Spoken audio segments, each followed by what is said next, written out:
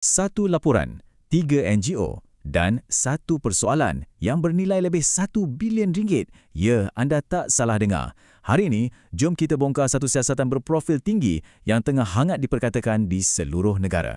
Okey, biar kita terus ke intipatinya. Angka yang menjadi tumpuan utama dalam kes ni, 1.1 bilion.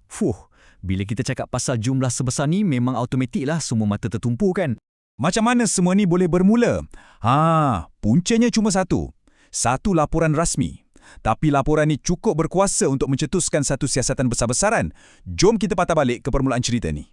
Baiklah, kita mulakan babak pertama. Percikan api dan persoalan 1 bilion ringgit. Macam mana semua ni bermula dan siapa yang bawa isu ni ke depan? Okey, tandakan tarikh ni. 12 Februari 2026.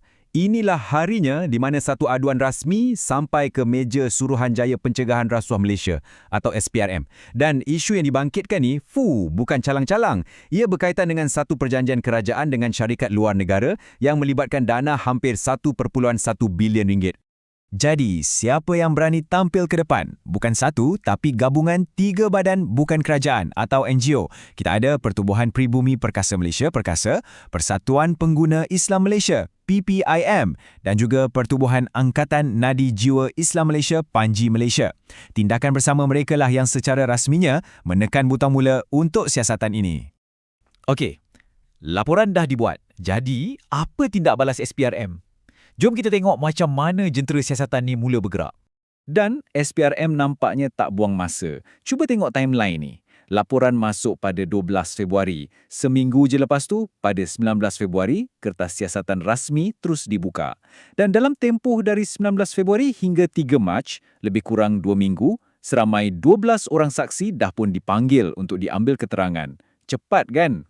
Penting untuk kita faham, siasatan ni bukan siasatan rambang. Ada fokus yang sangat spesifik. SPRM menyiasat di bawah Seksyen 23 Akta SPRM 2009 yang berkaitan dengan salah guna kuasa. Senang cerita, mereka nak tengok sama ada tak mana-mana pegawai awam yang guna kedudukan dia untuk dapatkan suapan atau kepentingan peribadi. Jadi, halu tujuannya jelas. Dan kalau anda nak tahu betapa seriusnya siasatan ni, salah seorang daripada 12 individu yang dipanggil pada peringkat awal tu ialah seorang Menteri Persekutuan. Ya, seorang menteri. Keterangan beliau diambil pada 26 Februari. Ini satu isyarat yang jelas siasatan ni memang sampai ke peringkat tertinggi. Baiklah, dari sini plot cerita kita mula berubah sikit.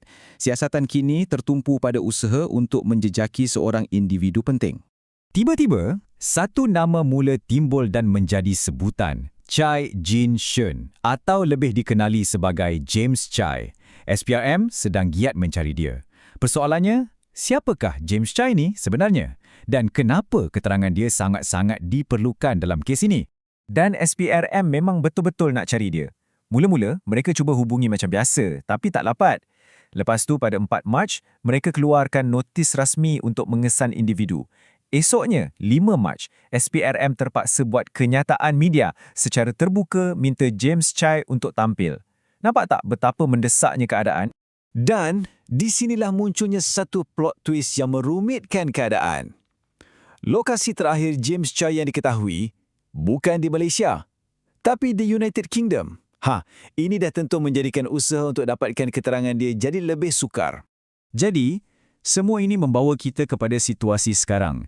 Satu keadaan tegang di mana siasatan sedang berjalan, tapi ada beberapa kepingan puzzle penting yang masih hilang. Jadi apa status terkini? Berita Harian ada bertanya terus kepada SPRM dan ini jawapan rasmi yang kita ada.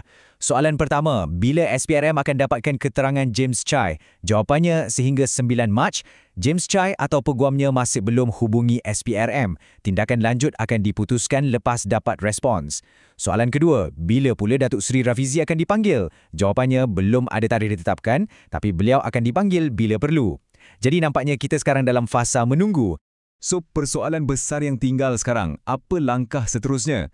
Dengan individu penting berada di luar negara dan soalan-soalan utama masih tergantung tanpa jawapan.